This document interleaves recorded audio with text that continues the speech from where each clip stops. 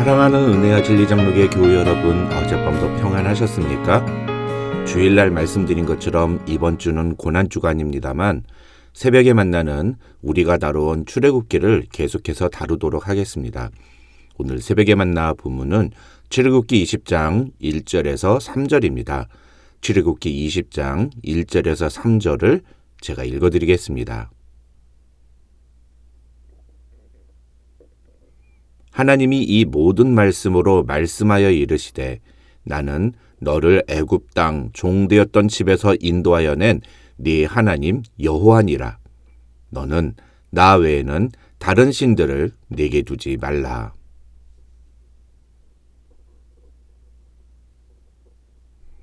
우리는 지난주에 신의 산 언약을 통해 이스라엘 민족을 자신의 백성으로 삼으시는 하나님의 모습을 살펴보았습니다.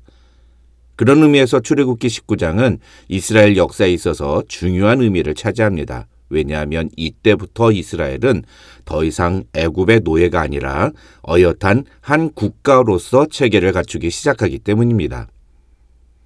하지만 사울왕이 등장하기 전까지 이스라엘은 국가로서의 통치 기반이 되는 정부 조직을 갖추지 않습니다. 그때까지 이스라엘은 하나님이 세우신 지도자들이 하나님의 대리자로서 이스라엘을 다스립니다. 그에 반해 하나님은 이스라엘 백성들이 하나님 나라의 백성으로 지켜야 할 법을 주시는데 그것이 바로 출애굽기 20장부터 나오는 율법입니다. 이스라엘 백성들은 율법을 소중히 여겼습니다. 그들은 율법을 하나님의 뜻이자 명령으로 여겼습니다. 출애굽기 7장 12절과 14절을 보면 바울은 율법을 거룩하고 의로우며 선하고 신령한 것이라고 표현합니다. 이것은 바울 개인의 생각이 아니라 당시 유대인들이 율법에 대해 갖고 있었던 인식이었습니다. 예수께서 십자가에 달리심으로 율법의 모든 요구를 이루시기까지 율법은 이스라엘 백성이 마땅히 지켜야 할 분명한 기준이었습니다. 예수님조차도 율법의 조문들 중에 지극히 작은 것 하나라도 버리는 사람은 천국에서 작다 일컬음을 받게 될 것이라고 말씀하셨고, 심지어 율법을 지키는 것을 목숨처럼 여긴 서기관이나 바리새인들보다 의롭지 못하면 결코 천국에 들어가지 못할 것이라고까지 말씀하셨습니다. 그만큼 율법은 복음이 선포되기 이전까지 하나님의 백성들에게 중요한 삶의 기준이었습니다. 오늘부터 우리가 다룰 십계명은 크게 둘로 나눌 수 있습니다. 하나는 제1계명에서 4계명까지 나오는 하나님과의 관계에서 이스라엘 백성들이 지켜야 할 법이고, 다른 하나는 5계명부터 10계명에 나오는 다른 사람들과의 관계에서 이스라엘 백성들이 지켜야 할 법입니다. 유대교의 율법학자들은 모세 오경에 담긴 613개의 율법들을 248개의 무엇을 하라는 조문과 365개의 무엇을 하지 말라는 조문으로 나눕니다.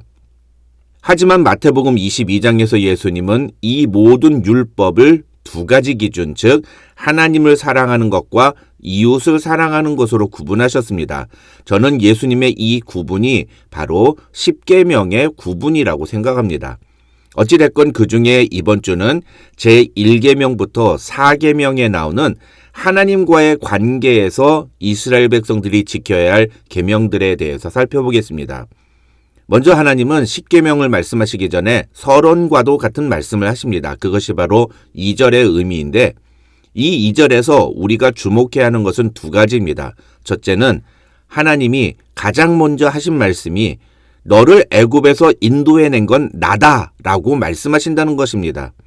이것은 구원이 율법보다 우선된다는 의미를 제시하는 것입니다. 다시 말해서 하나님이 율법을 주신 것은 이스라엘 백성들에게 구원받는 방법으로 주신 것이 아니라 구원받은 백성답게 사는 것이 무엇인지를 가르쳐 주시기 위해서 율법을 주셨다는 것입니다.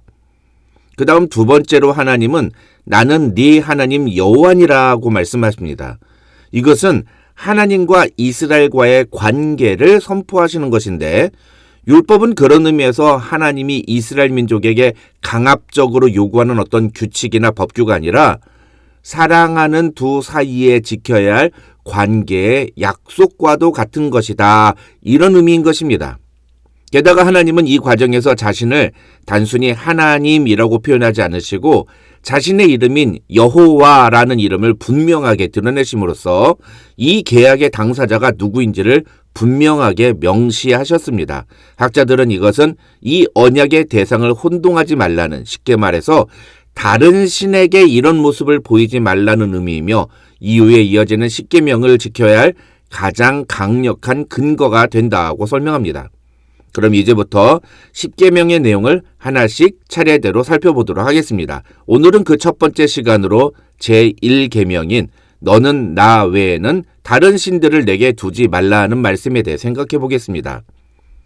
이 1계명은 뭐뭐 하지 말라로 끝나는 계명입니다. 그런데 앞으로 우리가 율법을 다룰 때마다 기억해야 할 것이 하나 있습니다. 그것은 뭐뭐 하지 말라로 끝나는 계명은 절대로 하지 말라는 의미로 받아들여야 한다는 것입니다. 쉽게 말하면 네가 하나님의 백성으로서 하나님을 사랑한다면 이런 행동은 절대로 하지 마라, 이런 뜻이라는 겁니다. 그렇다면 오늘 본문인 제1계명은 어떤 의미입니까? 네가 만일 네 하나님 여호와를 사랑한다면 너는 절대로 나 외에는 다른 신들을 네게 두어서는 안 된다, 이렇게 말씀하시는 것입니다. 구약 성경에서 하나님은 하나님과 이스라엘과의 관계를 종종 결혼관계로 표현하십니다. 그래서 앞서 말씀드린 것처럼 이 율법은 결혼식에서 신랑과 신부가 많은 하객들 앞에서 선서하는 결혼 서약과도 같은 것입니다. 그런 의미에서 제1계명은 우리의 신랑 되신 하나님께서 그의 신부인 이스라엘 백성들에게 나 말고 다른 존재를 신랑처럼 여겨서는 안 된다고 말씀하시는 것이라고 볼 수 있습니다. 여러분 생각해 보십시오. 내 아내가 남편인 저보다 다른 남자를 더 좋아하고 다른 남자를 더 의지한다면 여러분 마음이 어떻겠습니까? 배신감이 들지 않겠습니까? 지금 하나님이 그런 말씀을 하시는 겁니다. 특히 제1계명에서 나 외에는 이라는 단어가 히브리어로 알파님이라는 단어인데 이 단어는 뭐뭐 앞에서를 의미하는 알이라는 단어와 얼굴을 의미하는 파님이라는 단어가 합쳐진 말입니다. 그러니까 나 외에는 이라는 말은 내 얼굴 앞에, 너와 나 사이에 라는 말로 해석할 수가 있고, 이것을 토대로 1계명을 다시 해석하면 너와 나 사이에 다른 신을 두어서는 안 된다라는 의미라고 할 수 있습니다. 그래서 팀킬러라는 목사님은 이렇게 하나님과 우리 사이에 다른 존재를 두는 것을 가리켜서 우상숭배라고 표현했습니다. 그런데 또 다른 의미에서 우상숭배란 하나님이 아닌 다른 신적인 존재의 능력을 의지하는 행위를 의미합니다. 여기서 신적인 존재의 능력을 의지하는 행위를 쉽게 설명을 드리면 성경에서는 그것을 점을 치는 것 혹은 복을 비는 것을 의미합니다. 비록 2015년도 자료이기는 하지만 LA 중앙일보에 실린 한 신문기사를 보면 LA 한인타운에 있는 한 철학원의 손님 중에 80%가 기독교인이고 그들 중에는 심지어 사역지의 청빙 결과를 묻는 목사들도 있었다는 도저히 믿을 수 없는 기사가 실린 적이 있습니다. 그렇다면 점을 보는 그런 행위만이 다른 신적인 존재를 의지하는 행위이냐? 하버드 대학교의 종교사회학 교수인 하비 콕스 교수는 21세기를 여호와 하나님과 돈을 주관하는 시장의 신, 마켓 갓이라고 하는데 이 시장의 신이 대결하는 시대라고 규정을 하면서 경제를 최우선 가치로 여기는 시장의 신이 바로 21세기의 바알이다, 이렇게 표현했습니다. 중요한 것은 21세기를 살아가는 현대인들은 여호와 하나님이 아닌 이 시장의 신, 마켓 갓의 능력을 의지하며 살아가는 성향이 매우 짙다는 것입니다. 21세기는 돈이 세계를 지배한다는 말이 이제는 상식과도 같은 말이 되었습니다. 지구상에 존재하는 모든 세계는 돈에 의해서 질서가 정리되고 돈의 흐름에 따라 그 모든 것이 결정됩니다. 그래서 거의 모든 사람들이 돈에 의해 움직이고 돈을 따라 살아갑니다. 크게는 1년에 수십억 혹은 수백억에서 작게는 1시간에 100불을 벌기 위해 자신의 모든 것을 바칩니다. 기독교인들조차도 돈을 벌기 위해서라면 심지어 하나님을 예배하는 것도 아무렇지 않게 생각합니다. 하나님을 예배하고 섬기는 것보다 돈, 물질, 경제적으로 이득을 보는 것이 훨씬 더 중요한 일이라고 생각하는 기독교인들이 허다합니다. 이 세상에 가장 기쁜 때는 돈이 들어왔을 때고 나를 가장 만족시켜주는 것은 바로 돈이기 때문입니다. 이런 사회를 살아가는 기독교인들을 우상 숭배 자료로 유혹하는 것은 21세기 바알 신에게 그리 어려운 일이 아닙니다. 그 신은 수많은 기독교인들에게 내가 하나님을 믿지 말라는 게 아니다. 너희 종교를 존중한다. 그러나 21세기에 돈이 지배하는 사회에서 살아가려면 돈의 힘을 무시해서는 안 된다. 이런 생각을 계속해서 주입합니다. 종교개혁을 일으킨 마틴 루터는 지금 당신이 마음에 두고 의지하는 것이 바로 당신의 하나님이다 라고 말했습니다.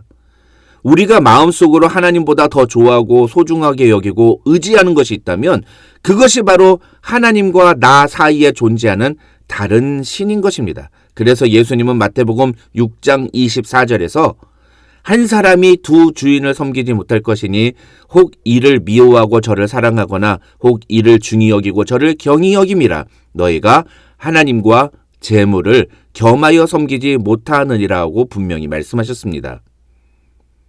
우리의 신랑 되신 하나님 한 분만을 사랑하는 것이 그의 신부된 우리의 바른 자세입니다. 그러나 어느 순간인가 우리는 너무나도 뻔뻔스럽게 우리의 신랑 되신 하나님 앞에서 다른 외간 남자를 더 사랑하고 그를 더 의지하는 불륜을 저질렀습니다. 신랑만을 바라보고 사랑하는 것이 신부의 바른 자세인데 신랑에게 사랑한다고 말은 하지만 정작 우리의 시선은 다른 존재를 향해 있었던 것입니다. 오늘 말씀을 통해 어느덧 외간 남자를 사랑해버린 우리의 모습을 정직하게 발견하는 우리 모두가 되시기를 주님의 이름으로 축원합니다. 아니라고 생각하는 분도 계시겠지만 아닌 게 아닙니다. 다른 변명이 통하지 않습니다. 변명이 아니라 하나님 앞에서 정직하게 회개하고 이제부터는 오직 신랑 되신 주님만을 사랑하고 의지하고 섬기겠다고 결단하는 태도가 바른 태도입니다. 예수님은 바로 이런 우리의 죄를 대신해서 십자가에 달려 죽으신 것입니다. 오늘 하루 혹시 하나님과 나 사이에 내가 두고 있는 다른 신은 무엇인지, 내가 하나님보다 더 의지하는 대상은 누구인지를 깊이 생각해보고 오직 하나님만을 사랑하는 하나님의 순결한 신부가 되기로 결단하는 저와 여러분이 되시기를 주님의 이름으로 축원합니다.